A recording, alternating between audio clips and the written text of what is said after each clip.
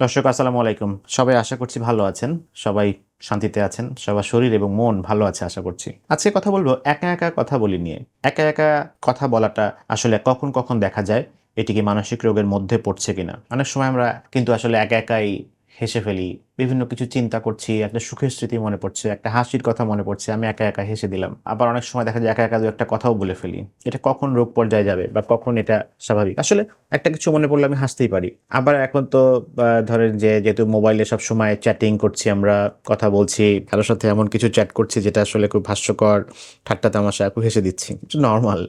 তো একেক যুগে একেক রকম চলতে থাকে। তো এই সময় আসলে এগুলো স্বাভাবিক। কিন্তু একদমই কোনো রকম কনটেক্সট ছাড়া একটা লোক যদি একা বিড়বিড় করে কথা বলতে থাকে সেটি অবশ্যই প্যাথোলজিক্যাল। বারবার বলে, বেশি বলে তার এটা প্যাথোলজিক্যাল। মানে এটা একটি রোগ। এটা কয়েকটা কারণে হতে পারে। অনেকের মধ্যে না ওসিডি রোগ আছে, অবসেশন। মাথার মধ্যে কোনো একটা বিষয় নিয়ে চিন্তা ঘুরতেই থাকে। সমাধান করতে পারছি না। অন্তহীন বিতর্ক চলতে থাকে। আমরা এটাকে রুমিনেশন বলি। এই রুমিনেশন থাকলে অনেক সময় একা কথা বলতে পারে। আবার অনেকে আছে যে সামনাসামনি কিছু বলতে পারছেন না। অনেকের অনেক কষ্ট আছে, অভিমান আছে বা একজনের সাথে কথা বলছেন, উনি অনেক কিছু আপনাকে বলল, সেগুলো আপনি উত্তর দিতে পারলেন না বা আপনি আপনার মতো করে এক্সপ্লেইন করতে পারলেন না, আপনার অবস্থানটা ব্যাখ্যা করতে পারলেন না, আপনি তাকে সরাসরি না বলতে পারলেন না। কিন্তু উনি যখন চলে গেল তখন মনে রাগ করছেন, মনে কষ্ট পাচ্ছেন। উনাকে আপনি কি বললে ভালো হইতো সেগুলো আপনি নিজে বলছেন, একা বলছেন। অথবা একজনের প্রতি অনেক দিন ধরে ক্ষোভ আছে, অনেক দিন ধরে অভিমান আছে, অনেক ক্রোধ আছে। সেই ক্রোধ তাকে সরাসরি মেটাতে পারেন না তার সামনে। আপনি একা তাকে মনে গালি দিতে থাকেন। সেই মনের গালি, মনে কষ্ট, মনে বলা উচিত জবাব বা উচিত কথা অনেক সময় দেখা যায় যে মুখ দিয়ে বের হতে থাকে। আপনি একা বলতে থাকেন। সেটা বলে আপনার মনকে হালকা করেন আপনি। বা মনের মধ্যে ঘুরতে থাকা কথাগুলো যখন আপনি মুখের মাধ্যমে বলেন তখন অনেক সময় মাথার চাপটা কমে যায়। এটা এক ধরনের মেকানিজম। এই কারণে অনেকে এরকম একা কথা বলতে থাকেন। সেটা একটা গেল। আরেকটা হতে পারে অনেকে ডে ড্রিমিং করেন। সেটার কারণে অনেক সময় একা কথা বলেন। আমি যা না, আকাশ কুসুম ভাবছি। আমি এরকম হয়েছি, আমি ওইরকম হয়েছি। আমার অনেক ক্ষমতা আছে, আমার অনেক পয়সা আছে বা আমি অনেক সুখের একটা রাজ্যে চলে গেছি। সেখানে যে এটা করছি, ওটা করছি, এটা এরকম ভাবেন, অনেক কিছু ভাবেন। এটা আসলে হয় কি মানুষ যে না পাওয়া থাকে মানুষের, যেই অপূর্ণ চাহিদা থাকে, যেই কষ্ট থাকে, সেগুলো থেকে মুক্তি পাওয়ার জন্য, এক ধরনের আনন্দ অনুভূতি পাওয়ার জন্য, কষ্ট ভুলে থাকার জন্য অনেক সময় মানুষ এই ধরনের চিন্তা করতে থাকে এবং সেই চিন্তাগুলো অনেক সময় মুখ দিয়ে বলার চেষ্টা করে।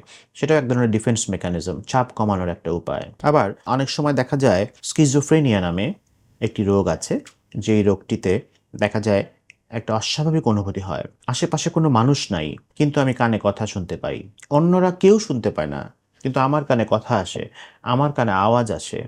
এরকম অনেক সময় থাকে। তখন এই আওয়াজ বা এই কথা আসলে সেটার সাথে রেসপন্স করার জন্য আমি কথা বলি। যেমন অনেকে বলে যে, "তোমাকে আমরা এটা করতে দিব না।" তো আপনি বললেন, এটা শুনতে পাইলেন, "তুমি এরকম করো, তুমি ওরকম করো, তুমি তো ভালো না।" আপনি উত্তরে বলেন, "না, আমি ভালো। তোমাকে এটা করব, এটা করবা? তুমি ওই জায়গায় যাবা?" এরকম কথা বলছে। আপনি বলেন, "আমি যাব না, আমি যাব না।" "না, তোমাকে যেতে হবে।" আপনি বলছেন, "আমি যাব না।" কারণ আপনি তো আসলে স্পষ্ট শুনছেন। ব্রেইনের একটা নির্দিষ্ট রোগে এরকম স্পষ্ট কানে গায়েবী আওয়াজ বা কথা আসে। এই শুনছেন জন্যই তখন কিন্তু আপনি এর উত্তর দিচ্ছেন। এটাকে বলে হ্যালুসিনেটরি বিহেভিয়ার।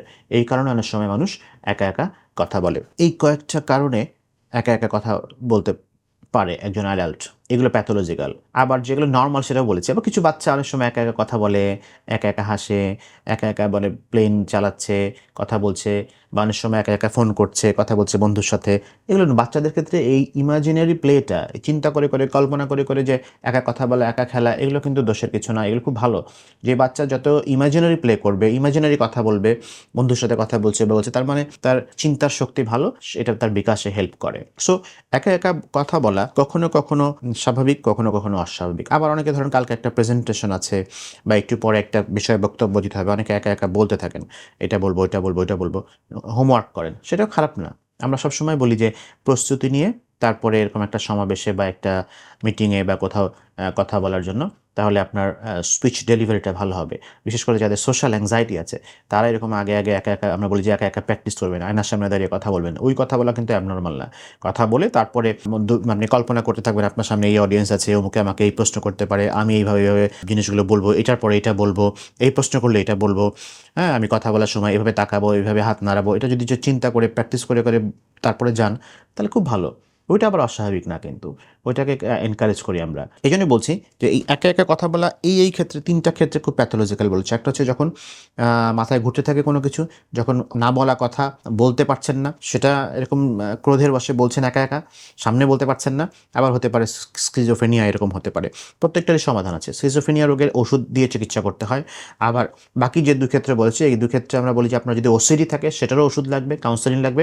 আর আরেকটা হচ্ছে যে আপনাকে অ্যাক্টিভ কমিউনিকেশন করতে হবে, প্যাসিভ হবেন না কখনো। আপনাকে বলেছে, আপনি সামনে বলছেন হ্যাঁ আমি এটা করে দিব, পরে একা একা বলছেন না আমাকে কেন বললো, আমি এটা করতে চাই না, হ্যাঁ ওই লোকটা একটা বদমাইশ, একা একা কথা বলছেন। কিন্তু আপনি বলবেন সুন্দর করে যে স্যার বা ভাই বা আপা বা ম্যাডাম, এটা তো আপনি যা বলেছেন খুব সুন্দর বলেছেন, আমাকে আপনি এটা করতে বলেছেন, আমি বুঝতে পারছি, কিন্তু এই জায়গায় না করলে একটু অসুবিধা হতে পারে, তখন এই জটিলতা হতে পারে। আর আমার পক্ষেও না এই জিনিসগুলো করলে দেখা যাচ্ছে যে এই সমস্যাগুলো আমার হতে পারে, অফিসের হতে পারে, বা ব্যক্তি পর্যায়ে হতে পারে, সমাজের হতে পারে। আপনার অবস্থানটা ব্যাখ্যা করবেন, কী কী সমস্যা হতে পারে। আপনি প্রথমে ভালো দিকগুলো বললেন, খারাপ দিকও যে এই আছে সেটাও বলবেন। এই কারণে মনে হচ্ছে যে এভাবে না করাটা ভালো হবে, বা এই কাজটা আমি আসলে করলে খারাপ হবে, বা আমার পক্ষে আসলে করাটা একটু কষ্ট হবে, একটু যদি কনসিডার করতেন।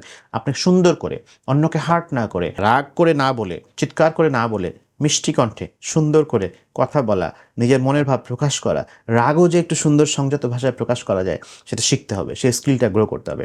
এগুলো যদি করেন তাহলে ওই মনের মধ্যে এগুলো চলতে থাকবে না, ফুসফুস করবেন না, একা একা কথা বলবেন না, আপনার কষ্ট বাড়াবে না, ঘুমের সমস্যা করবে না, আপনার অস্থিরতা বাড়াবে না, আপনার মনোযোগ কমিয়ে দেবে না, আপনাকে স্ট্রেসে ফেলে দেবে না, হাঁসফাঁস লাগবে না, এই বুক ধরফর করবে না। এইগুলো অনেকাংশে কিন্তু কমে যায়। কাজে আপনাকে আইডেন্টিফাই করতে হবে আপনি কী নিয়ে ভাবছেন, কী ঝামেলা আপনার ছিল, সেইভাবে করে কেন এই কাজগুলো করছেন খুঁজে বের করে সেগুলোর চিকিৎসা আসলে নিতে হবে। সে স্কিলগুলো, দক্ষতাগুলো আসলে অর্জন করতে হবে, তাহলেই সেগুলো কমবে। তো সবাই ভালো থাকবেন, আবার দেখা হবে অন্য কোনো একটি ভিডিও নিয়ে। চ্যানেলটা সাবস্ক্রাইব করে রাখবেন, ইনশাল্লাহ আপনাদের জন্য ভালো ভালো ভিডিও দেওয়ার চেষ্টা করব। আমার জন্য দোয়া করবেন, সবার জন্য অনেক দোয়া এবং শুভকামনা। আসসালামু আলাইকুম।